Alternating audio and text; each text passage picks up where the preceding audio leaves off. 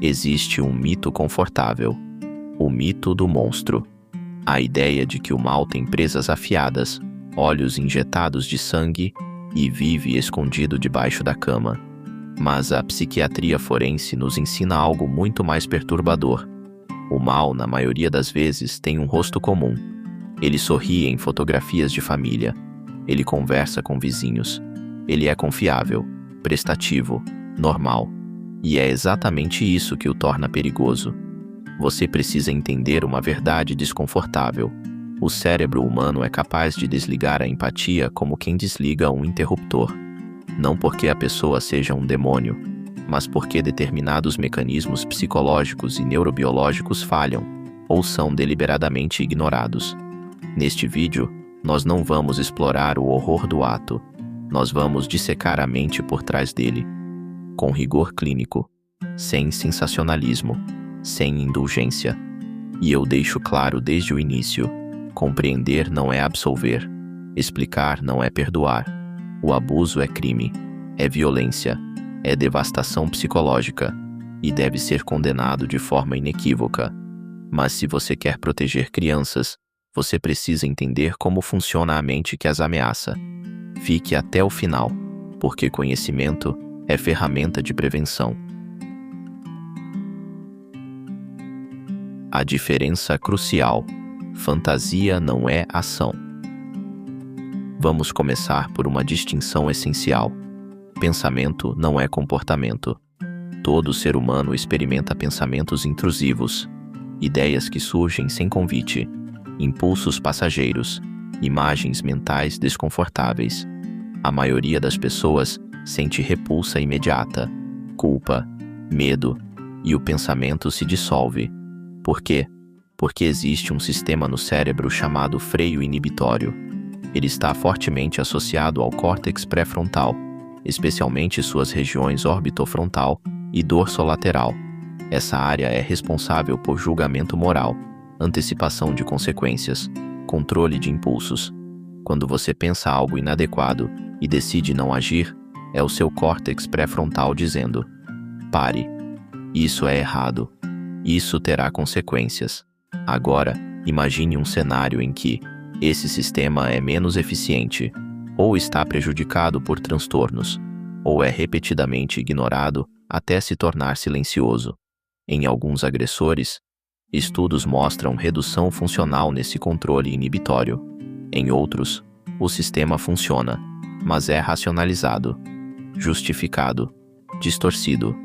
O ponto central é este: a diferença entre fantasia e crime está na decisão, e a decisão depende de freios internos.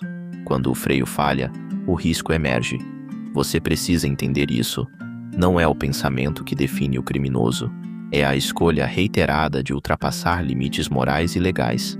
Se isso já está fazendo sentido, continue, porque agora entramos na formação dessa mente.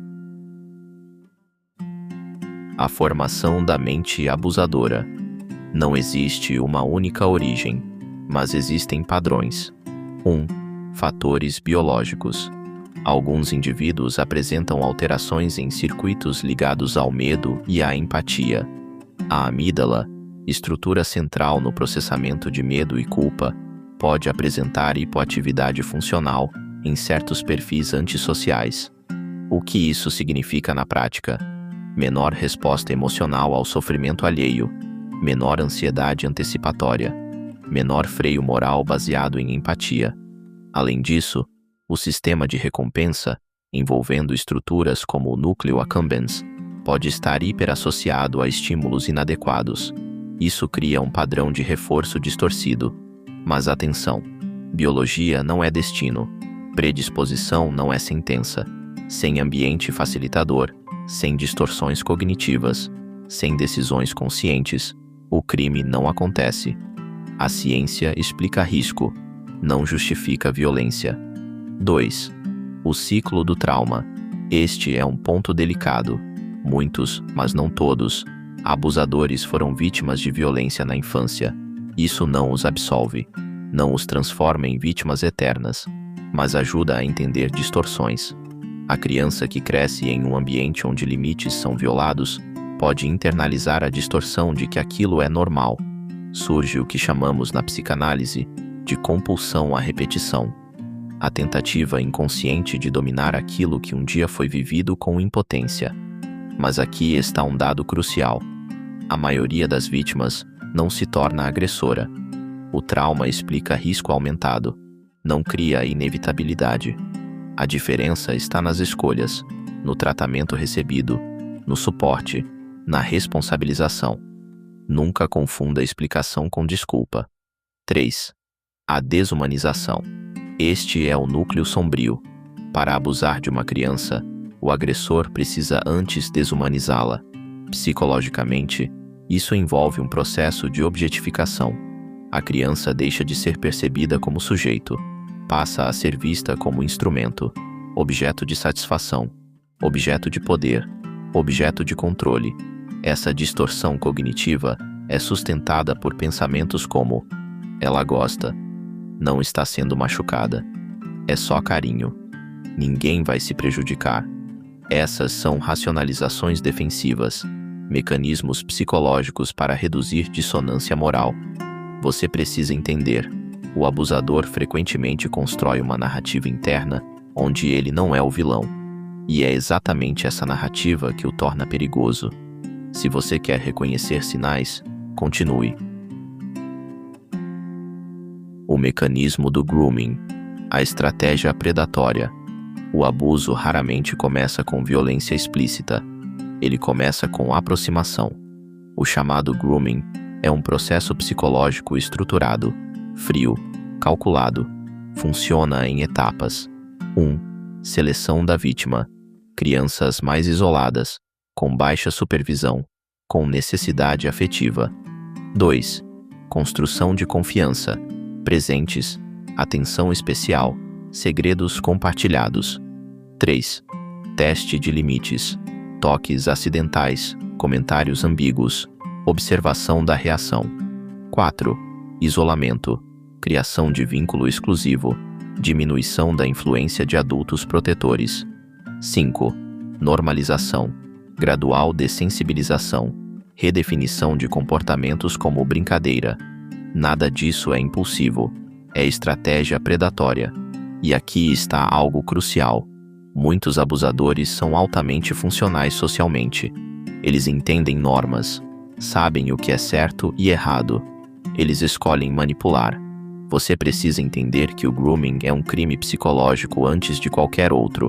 E quanto mais cedo ele é identificado, maior a chance de interromper o ciclo. Se isso está abrindo seus olhos, compartilhe esse conhecimento. Informação salva. Psicopata versus oportunista. Nem todos os abusadores têm o mesmo perfil. 1. O perfil psicopático estrutural. Indivíduos com traços psicopáticos apresentam empatia reduzida, manipulação instrumental, frieza emocional, planejamento meticuloso. Nesse perfil, o comportamento é repetitivo, organizado e predatório. A criança é vista como alvo. O risco de reincidência é alto. 2. O perfil oportunista ou regressivo. Aqui encontramos indivíduos que não apresentam padrão fixo de preferência, agem sob influência de substâncias, estão em crise emocional, demonstram regressão comportamental. Isso não diminui a gravidade do crime, mas indica dinâmica diferente. No oportunista, vemos falhas graves de controle inibitório associadas à impulsividade e contexto. No psicopático, vemos cálculo. Em ambos os casos, o ato é condenável. Em ambos, a responsabilização é obrigatória. Mas para a prevenção, a diferenciação importa. Tratamento, monitoramento e risco são avaliados de forma distinta. Você começa a perceber que o mal não é simples. Ele é estrutural. Conclusão. Entender para proteger. Se você chegou até aqui, entendeu algo fundamental. O abusador não é um mito. Ele é um padrão psicológico, com distorções cognitivas, com falhas morais, com escolhas deliberadas. E deixo absolutamente claro: nada do que foi explicado aqui reduz a responsabilidade criminal. Nada suaviza o dano causado. O abuso infantil é uma violência devastadora, com impactos profundos em desenvolvimento emocional, autoestima e saúde mental. Mas ignorância não protege crianças. Conhecimento protege. Quando você entende como o freio inibitório falha, como a desumanização acontece, como o grooming é estruturado, como os perfis se diferenciam, você se torna vigilante. Você passa a observar sinais sutis, mudanças comportamentais, segredos excessivos, isolamento e, o mais importante, você aprende a ouvir crianças, acreditar nelas, criar ambientes seguros, ensinar limites corporais desde cedo. Prevenção começa com informação e termina com responsabilidade coletiva. Se este conteúdo foi útil, compartilhe. Quanto mais pessoas entenderem a anatomia psicológica do mal, menos espaço ele terá para operar no silêncio. Porque o verdadeiro antídoto contra o abuso não é o medo, é a consciência e a vigilância informada.